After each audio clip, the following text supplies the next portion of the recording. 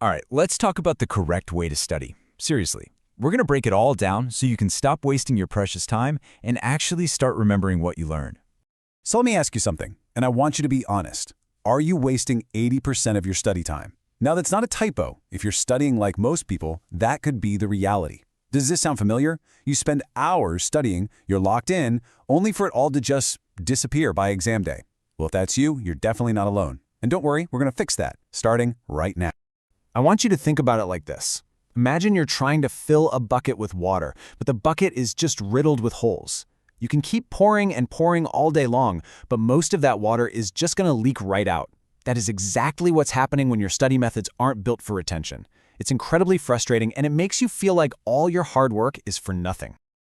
So yeah, let's call this whole problem your leaky study bucket. In this first part, we're going to figure out exactly why that feeling of spinning your wheels is so common, and more importantly, why all that hard work might not be giving you the results you actually deserve.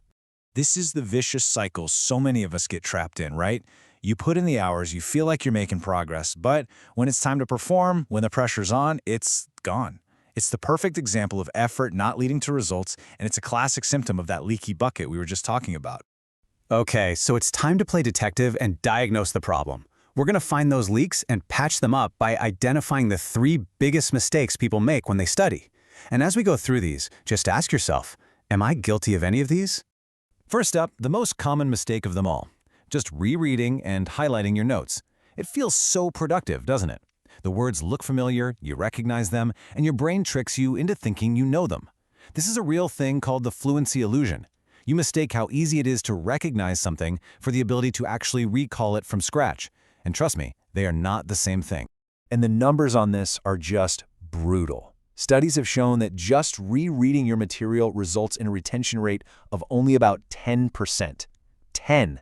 That means 90% of your effort, your time, is literally leaking right out of that bucket. It is an unbelievably inefficient way to learn. Ah yes, mistake number 2, the all-nighter. We've all been there, fueled by panic and way too much caffeine. But here's the thing about cramming. It's a total illusion. Your brain sees this massive, sudden flood of information, and you know what it does? It treats it like junk mail. It sees it as unimportant, temporary, and it tosses it in the trash as soon as the test is over. And this right here perfectly sums up the 3rd huge mistake: passive studying. Just reading a textbook or watching a lecture or listening to something without really engaging your brain, well, it's like reading a book on how to swim and then expecting to jump in the deep end and not drown. It sounds absurd, right? You wouldn't expect to magically know how to swim, so why would we expect to know a subject without ever practicing it? Okay, enough with what we're doing wrong. Let's talk about the solution. This is the big turning point. Let's call it the retention revolution. It's one single fundamental shift in your thinking that will change absolutely everything about how you learn. This is it. This is the golden rule. You have to stop measuring your study sessions by how many pages you've read or how many hours you sat at your desk. The only thing that truly matters is retention. How much can you actually remember and use later? It's a total game changer. And hey, the proof is right here in the data. The learning pyramid lays it all out. Look at the bottom, those passive methods like reading and listening. That's our sad little 10% retention rate. But look what happens when you get active. Actually, practicing the material gets you up to 75% retention. And teaching it to someone else, a whopping 90%. The conclusion couldn't be clearer. Active is always better. So the big question is, how do we get active? Well, let's open up your brand new Smart Study Toolkit. We're going to go over 3 incredibly powerful, science-backed strategies that will help you learn effectively. So, the first and honestly the most important tool in the kit is active recall. Instead of trying to pour information in, you're forcing your brain to pull it out. Think of it like a workout. Every single time you make your brain retrieve a memory, you're strengthening the path to that information, making it way easier to find the next time you need it. And a fantastic way to practice this active recall is something called the Feynman technique. It's pure genius because of how simple it is. You just try to explain a really complex topic in the simplest terms you can imagine. The moments you get stuck, the places where you have to use jargon, those are the exact holes in your knowledge. You find them, you patch them, and you truly deeply learn the material. Another killer way to do active recall is to just test yourself. Constantly. Don't wait for the big official exam. Use flashcards, do practice problems, get your hands on old exams. The research on this is just undeniable.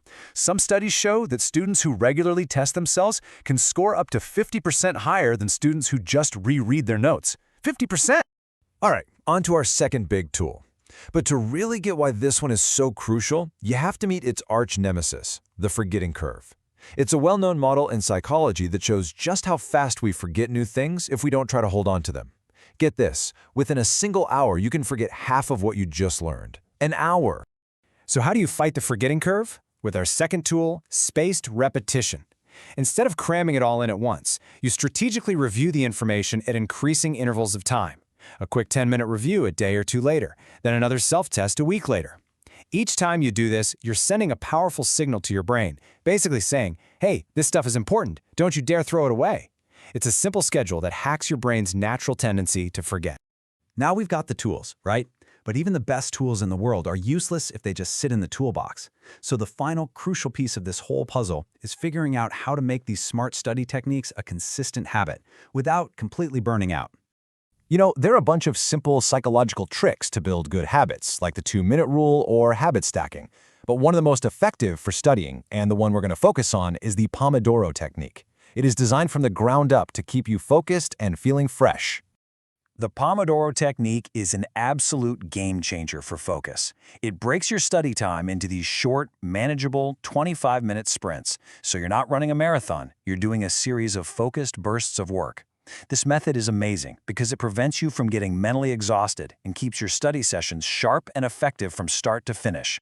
And that really brings us to the ultimate truth about learning effectively. It's not about some heroic, last-minute, all-night cram session. It's got consistency.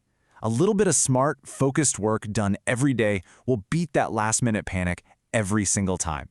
It's less stressful and it's infinitely more effective. So there you have it. The leaky bucket is patched. You now have the tools, like active recall and spaced repetition. You have strategies to build a real sustainable habit. The only question left is, what will you choose to truly master first?